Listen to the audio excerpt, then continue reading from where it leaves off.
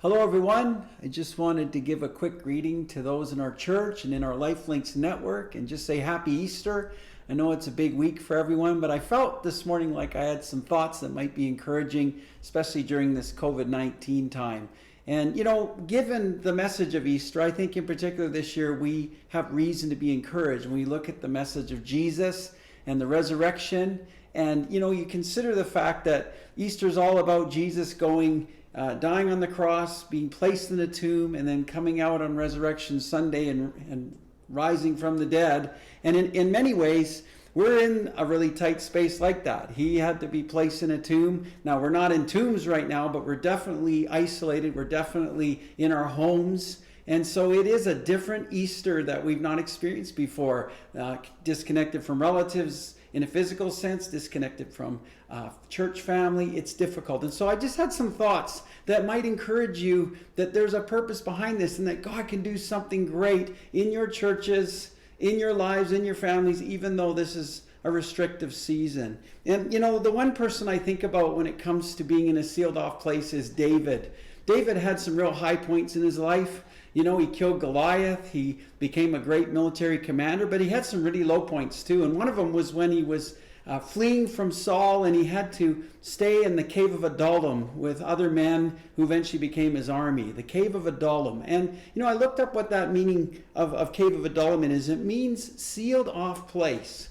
Sealed off place. And that was a season of David's life where he was really sealed off. He could not participate in the things that he'd participated in the past.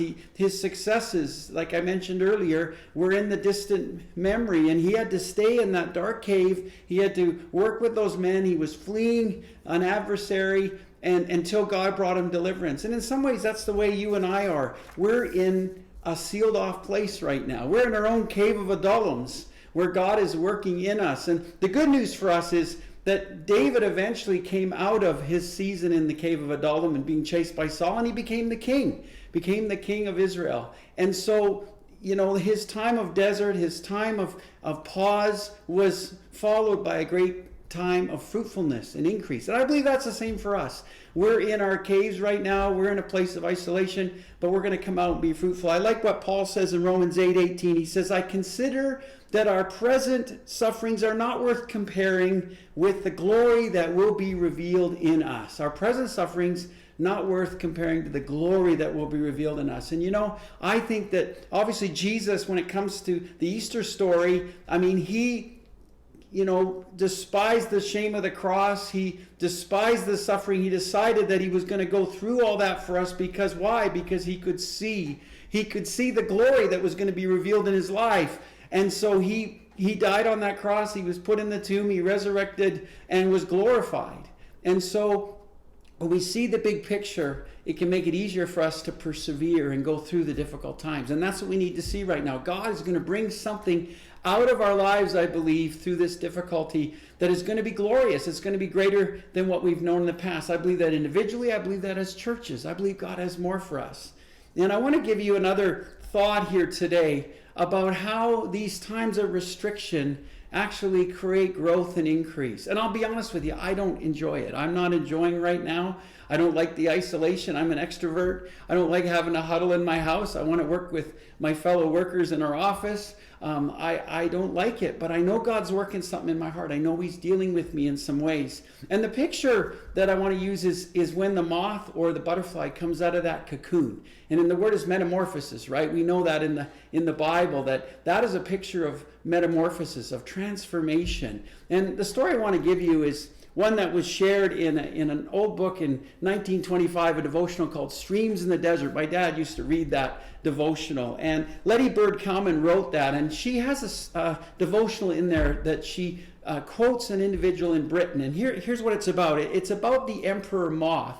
Now, the emperor moth has a cocoon that it's flask shaped, and so picture a flask with a narrow opening and then a kind of a wider belly, and that's what it looks like. And the flask shaped cocoon is always open at the top, and so it's not like it opens up when the creature leaves. The creature has to go through the flask shaped opening, and so it's a really tight opening. And so in Streams in the Desert, Letty Cowman, she shares a story of a man who he found one of these cocoons on grasses outside his house, and he brought it inside and he kept it there for some time. And then finally one day he could tell that the creature inside the cocoon, the moth, was trying to come out, the emperor moth. And the emperor moth is a beautiful moth.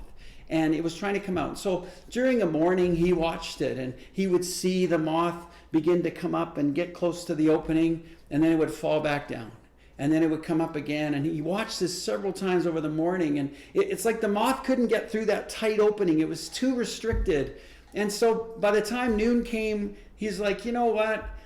This is probably my problem. You know, I brought the grass in from outside. The cocoon's probably drier than it normally would be. And so, you know what? I should help that poor moth. It's my fault. I should help that poor moth. And so he took his scissors and around the top of the cocoon, he just kind of snipped a few threads, you know, and just gonna help it a little bit. And then he watched. And sure enough, the creature started to come up again. And this time came out, pop, came out the top easily. And he thought, oh, good. And so then it was on the top of like the table, and he watched it, and he thought it was just going to fly away and be this beautiful moth, but it had this really distended belly and really shriveled small wings. And so he thought, he was hoping it would just change before his eyes, but it never did. It never did. It actually died. And the reason is that the tight opening for the emperor moth, they think that it actually causes the fluids in the abdomen to be pushed into the wings, and the wings to then expand and become full grown. And so the tightness of the opening actually creates the transformation so that the moth becomes what it's called to be. And so this poor man realized he stole the destiny from the moth because he tried to help it out of the tight spot. Let me just encourage you with something. You and I are in a tight spot right now.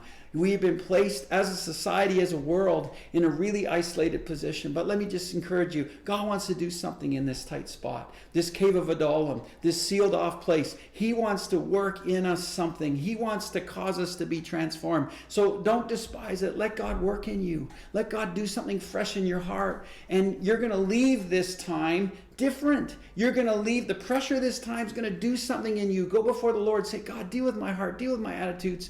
Cause me to go deeper into you. And I believe if we'll do that, we're going to be better off. We're going to have glory revealed from this. Just like Jesus, who died on the cross, paid the price, was put in the tomb, and then he resurrected. He came out of that tight spot of the tomb. We're going to come out of the tight spot we're in right now. And God's going to do more in our churches, in our society, in our own lives, if we'll just let him do that. And we remain patient and trust him and wait on him. Can I encourage you to do that?